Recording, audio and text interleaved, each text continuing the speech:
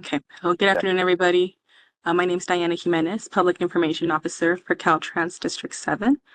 I'm one of the Public Information Officers for the Vincent Thomas Bridge Deck Replacement Project. Thank you for joining us on our 24th Technical Advisory Committee meeting for the project. Before we get started on the presentation, begin with attendance. So when I call your name, please state your title and the agency you represent. Up first, we have Wilfred Domingo. Hi, good afternoon, everybody. Wilfred Domingo from Caltrans Office of Mobility Programs. I'm the senior civil engineer for this area of the Vincent Thomas Bridge project. Thank you. Thank you. COA. Good afternoon. Keikoa Anderson with Gateway City Council of Government Transportation Planner. Thank you. Rima. Good afternoon, Rima Matrevileva, Project Manager for Vincent Thomas Bridge, the replacement project from Caltrans. Thank you, Rima. Ken Young. Good afternoon, everyone. Ken Young, Caltrans, Office of District Traffic Manager. Thank you. Rafael Molina. Rafael Molina. Can you hear us? Okay, I'll keep going. Dan Murdoch. I'm here, deputy for right of way. Thank you, Dan. Jinrong Wang. Jinrong Wang, from Caltrans, Bridge Design, Senior Bridge Engineer. Thank you. Christine Casey.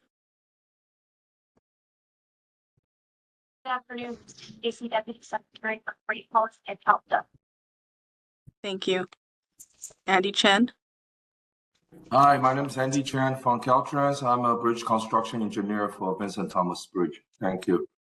Thank you. Brian Fernandez. Hi, I'm Brian Fernandez, LAUSD. Thank you. Alex Brown. Good afternoon, Alex Brown, Caltrans Environmental Planning. Thank you. Valerie Rodriguez. Good afternoon, Valerie Rodriguez, Field Representative for the Office of Assemblymember Mike Gibson. Thank you for having us. Thank you. Thank you for joining. Dr. Crystal Roll Chen.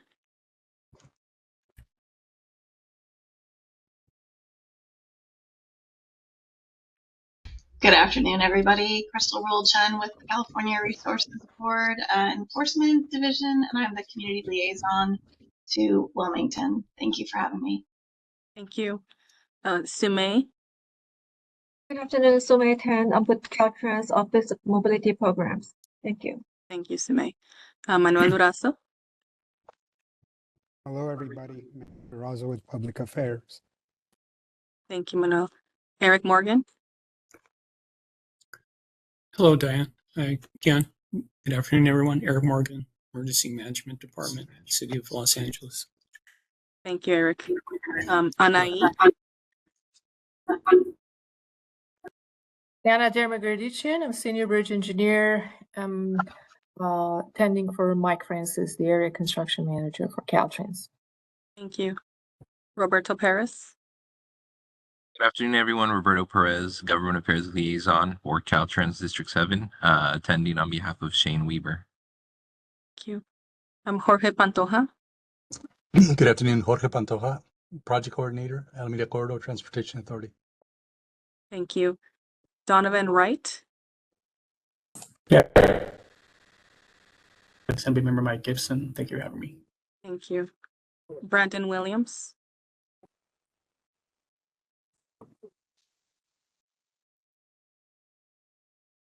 Brandon Williams, can you hear us? Brandon Williams, City of Long Beach Public Works. Thank you. Scott, no last names listed. Yeah, hi everybody. I'm Scott Green, Senior Manager, LA Metro Bus Operations. Thank you, Scott. Osama. Yeah, good afternoon. Osama Migalla, Area Manager, Caltrans for Project Management. Thank you, Osama. Nish Krishnamurthy. Yeah, hi. Nish Krishnamurthy, Air Quality Specialist at South Coast Air Quality Management District. Thank you. Michelle Grubbs.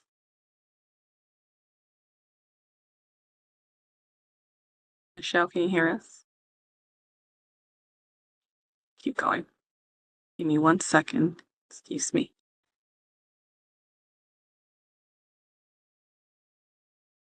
Up next, we have George Saker.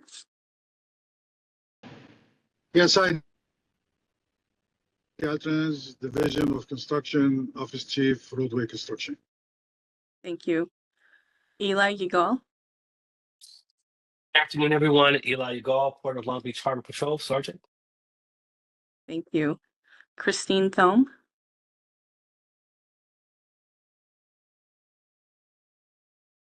Sorry, it was not letting me unmute. This is Christine Thome from the Port of Los Angeles. I'm the GIS lead. Thank you. Thanks for joining us. Rebecca McDaniel. Yes, Ikiba McDaniel, Port of Los Angeles Information Technology Division. Thank you. Thank you. Darren Wright.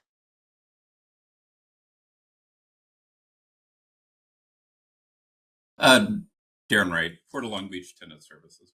Thank you. Maria Orozco. Yes, Maria Orozco. I'm here with the Air Resources Board, Diesel Enforcement Division. I'm attending in place of Erin Shields. She's the manager for diesel enforcement. Thank you. Thank you. Up next, we have Sergeant Andrew Sklarsh. Andrew Sklarsh, Sergeant, Los Angeles Port Police Traffic Unit. Thank you. Saeed Wutsari. Hello, Saeed Wutsari, City of Long Beach. Thank you. Rajiv Sitaram. Hey, good afternoon, Rajiv Sitaram, Deputy Chief Harbor Engineer, Port of Long Beach. Thank you. Carlos Calvillo. Carlos Calvillo, LA City Fire Department, Assistant Chief, representing South Bureau. Thank you. And James Spicer.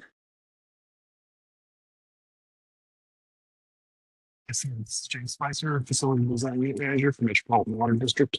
So again, thank you everybody for joining us on our 25th Technical Advisory Committee meeting. I'm going to go ahead and share my screen to get the presentation ready.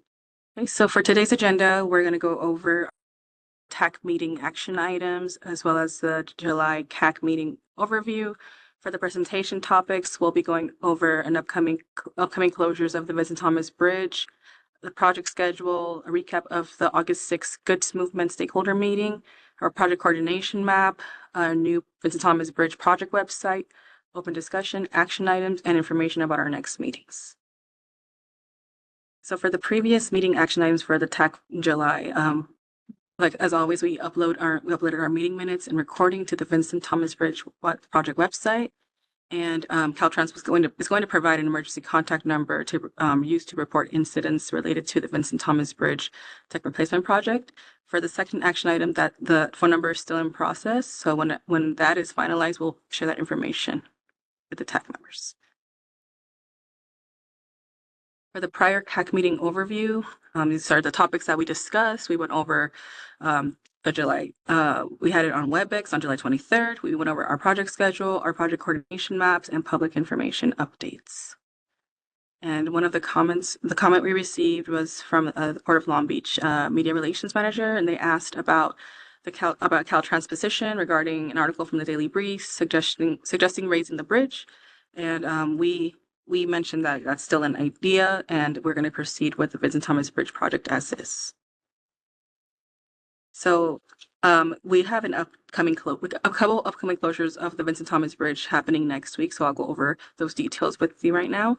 So we're going to be performing finger joint repairs starting next Wednesday, August 27th through Friday, August 29th. So from 7 p.m. to 6 a.m. each night. For Wednesday, only a southbound lane will be closed from Ferry Street to Harbor Boulevard. One lane will be open to traffic. Thursday is a day where we will have a full southbound closure from Ferry Street to Harbor Boulevard. In regards to this closure, traffic will be detoured from southbound State Route 47 to westbound Pacific Coast Highway, State Route 1.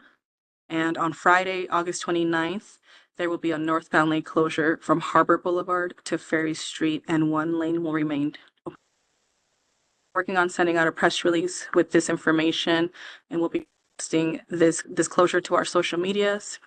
And we'll also be sending our text message notifications in English and Spanish about this closure.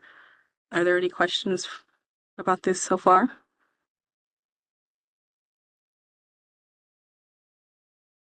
Okay, we'll keep going. Thank you. In regards to the project schedule, nothing has changed at the moment. We are currently still in the design phase. We're about 95% done with it, and we'll continue to update you as we proceed with the design phase. And now we'll go over a recap of the August 6th Goods Movement stakeholder meeting. Here are the topics that we'll be going over.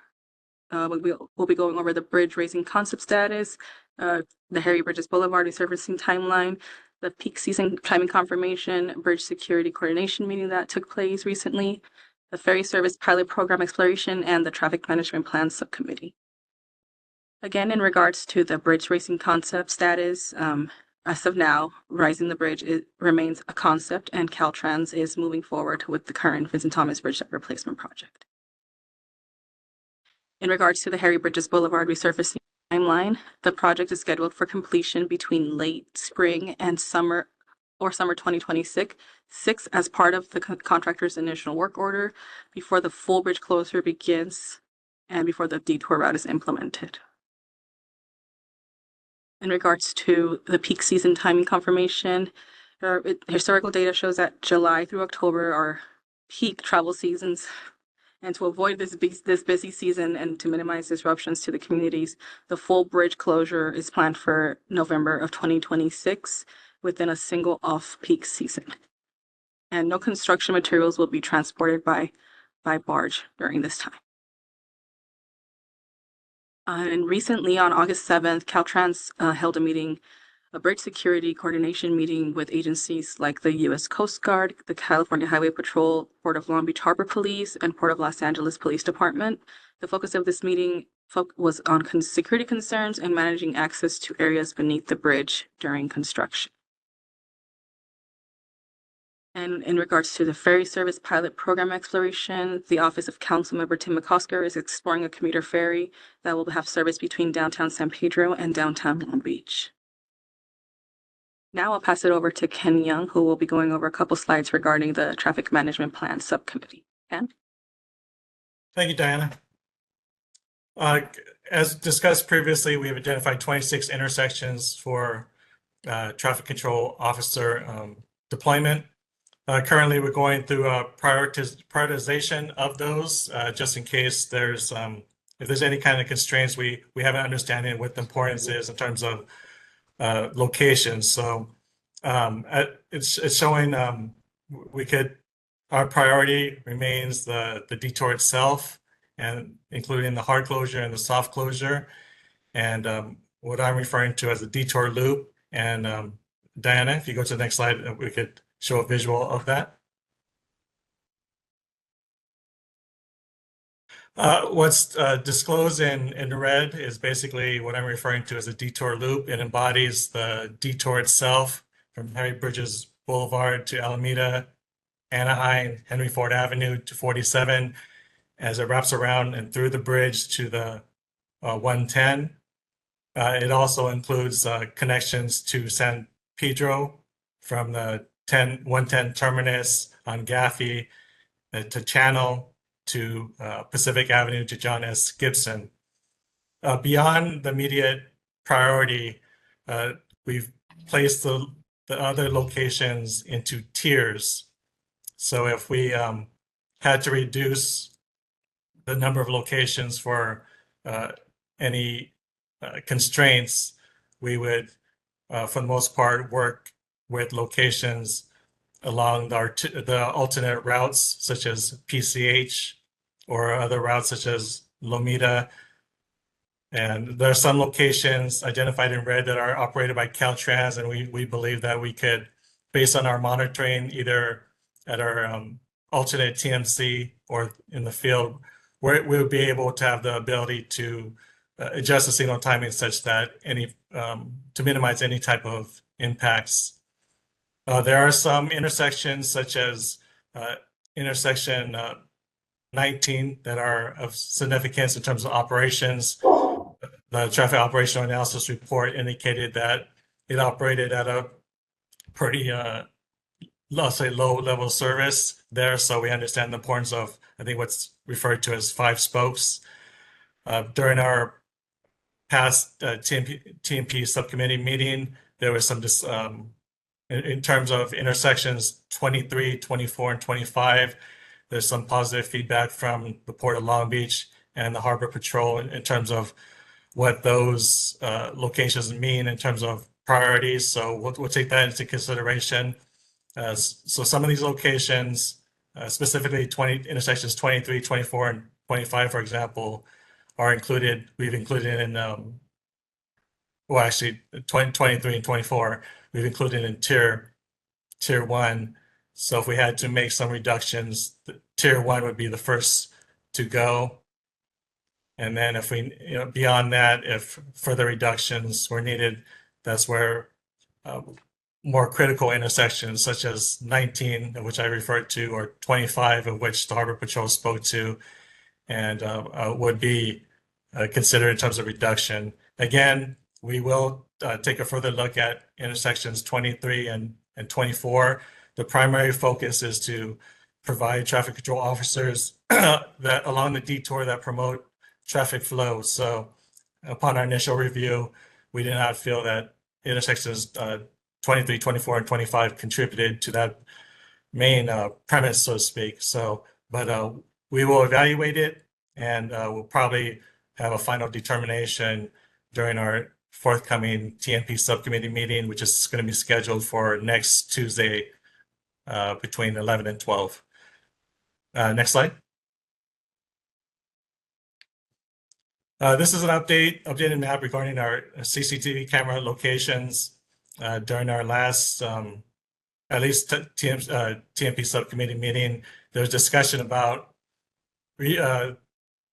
emphasizing surveillance on Anaheim Street between Henry Ford Avenue and the 710, particularly since a lot of diversion is going to 710, and there'll be a lot of truck traffic utilizing Anaheim Street from the 710 towards Terminal Island. So what we've done is we've relocated 2 camera locations that were originally identified on Anaheim Street between the 110 and Alameda, and we located one of them to the intersection of Anaheim Street at Farragut Avenue, and this second location we've relocated from Anaheim and Eubank to Anaheim at Santa Fe Avenue.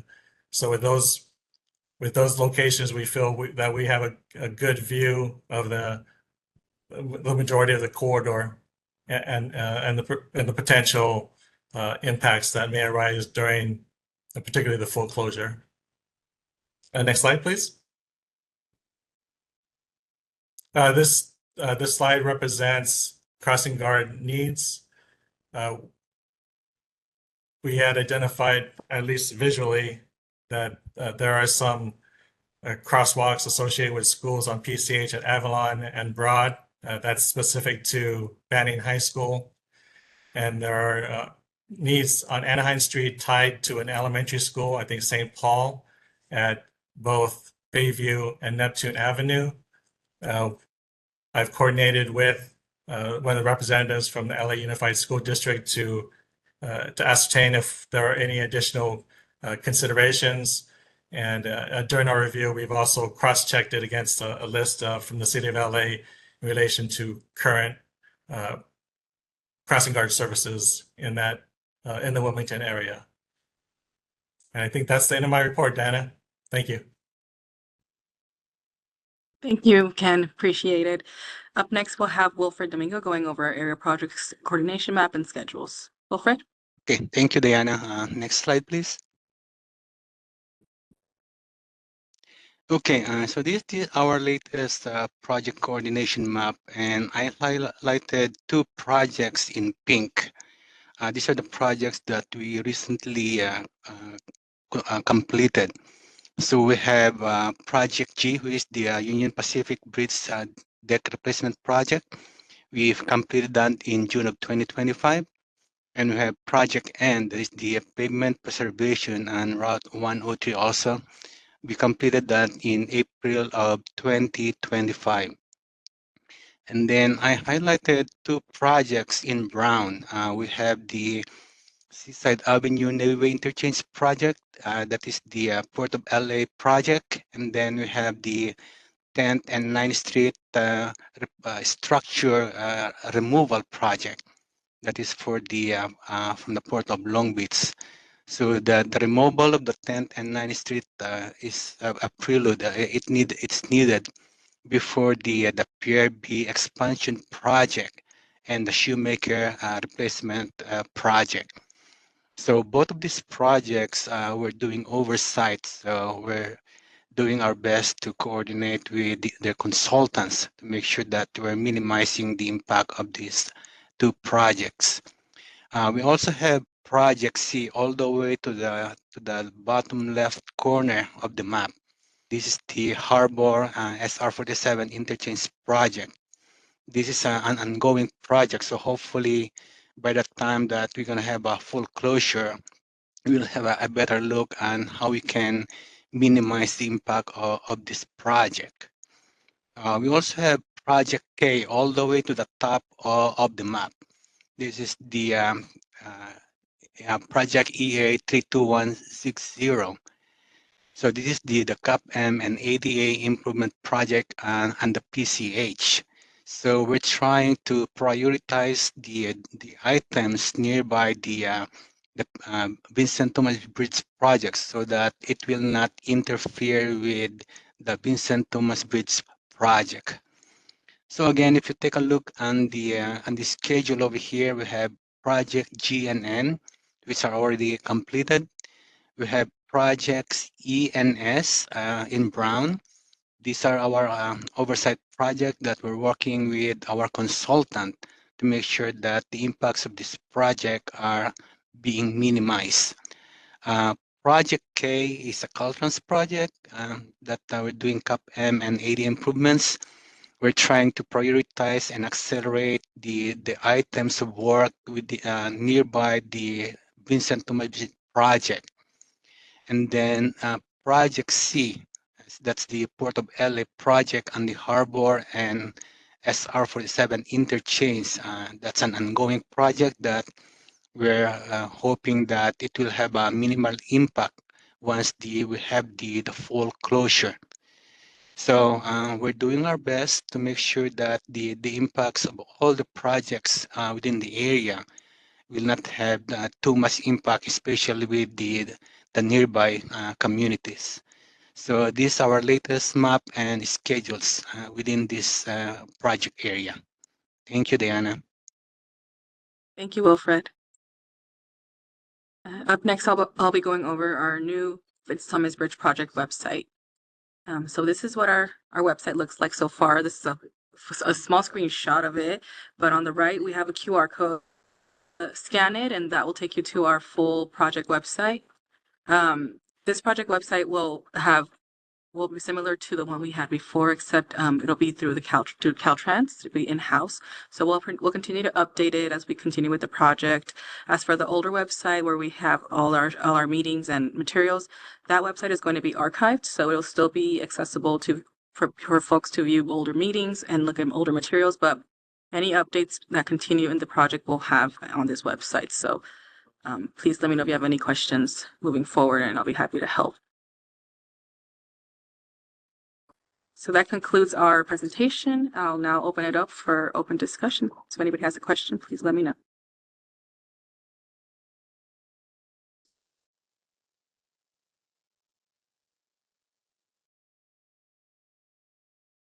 Hi, Ray. I see your hand. Hi, my apologies earlier when you called me. I'm dealing with a very slow computer, so I think it's almost as old as I am. So no worries. Thanks. Happy to have you. Thank you. One thing, and perhaps maybe this is something you might be able to discuss a little bit more on the community side, but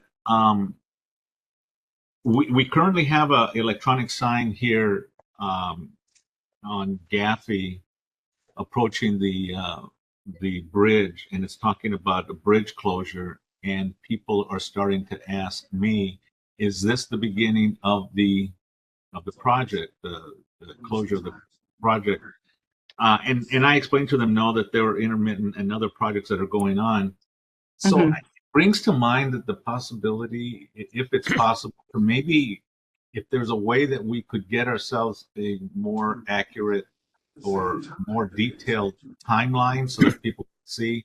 I know there's projects that are going on, but people are anticipating the closures, so they are very much asking about, okay, is this the project? Are we starting it? You know, and then the pre-work and post-work on the project.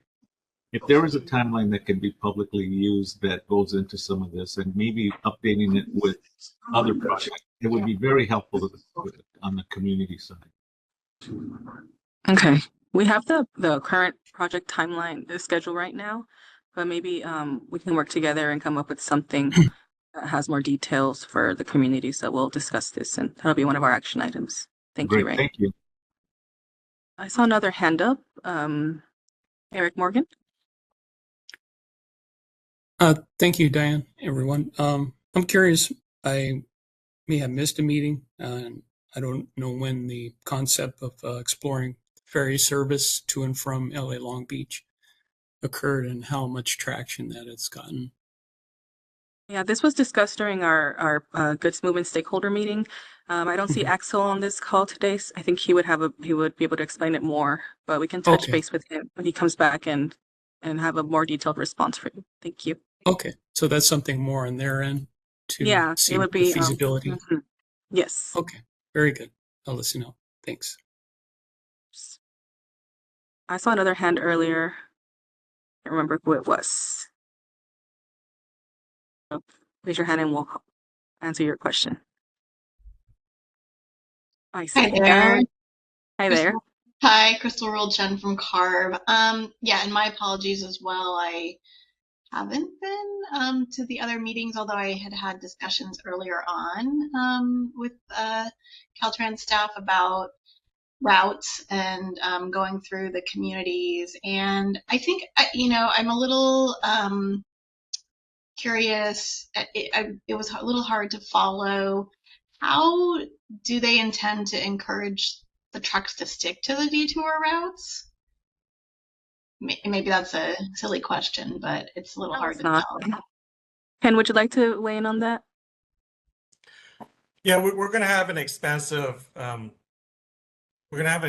motorist information plan. So we'll be informing motorists as far back as 60 days in advance of the closure within the immediate area. That may be 30 days in advance of the closure, and the region beyond, for example, north of the 405, will notify them in accordance with our regular procedures, which is 2 weeks in advance. And within that, we'll have our assets out there, basically the electronic message signs as you know it, at freeway to freeway interchanges, to encourage people to empower people to utilize alternate routes to get to their destination. At a certain point, south of the 405, it'll be more specific to utilizing alternate routes on the local street system. So there may be options at PCH, for example, or Anaheim. But Anaheim obviously has some truck restrictions, and there are some enforceable restrictions on Harry Bridges as well. I mean, there's basically regulations to utilize Harry Bridges to access certain ports. So we will try to build upon the existing static signs with portable changeable message signs where applicable, and then at a certain point, as the motorists approach Harry Bridges, for example, there'll be a specific information that the alternate routes are no longer available, and that to utilize Harry Bridges Boulevard. So we anticipate those who are especially not familiar with the area to utilize the detour, and those who are familiar or need to, such as those truckers, to utilize it.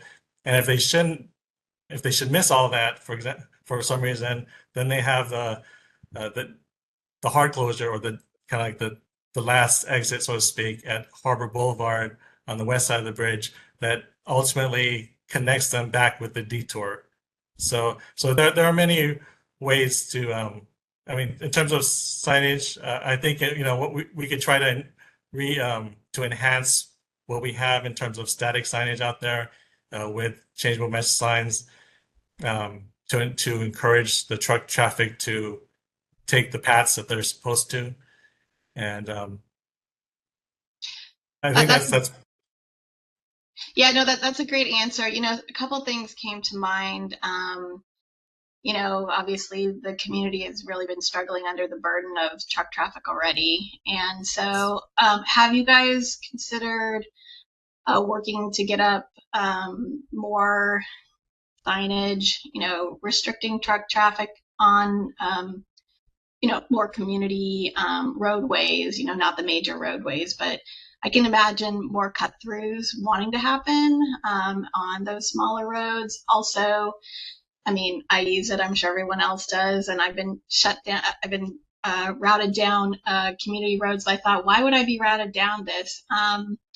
Thanks Google Maps. But, you know, I mean, the reality is, have you guys thought of using any kind of geofencing to cut off those roadways, especially during this time, so that people aren't going through the communities and using those small roadways just to save a few minutes?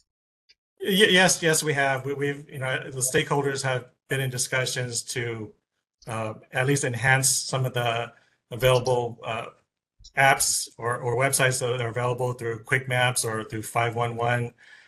There's been talks about the development of an app exclusive to the project, but one way or another, we're aware of the current challenges out there and trying to provide features that provide the motorist information or reinforce to users such as trucks to stay within the legal truck routes.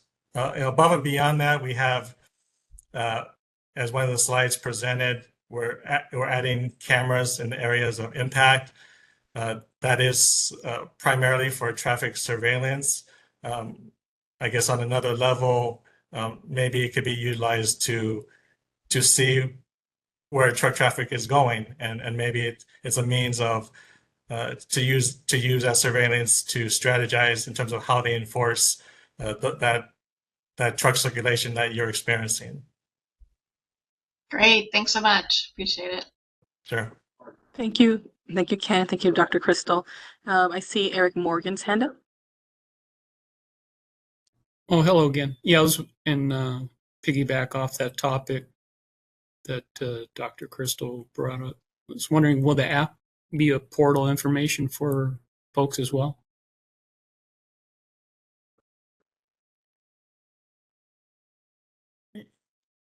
Yeah, I think that's the plan. Yes.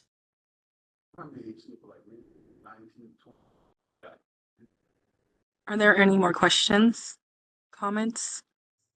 I have a question about the app. This is Aikiba McDaniel at the Port of Los Angeles. Have you guys started developing the app? What can I ask? Where are you in that process? Rafael, go ahead. Oh, we can't hear you.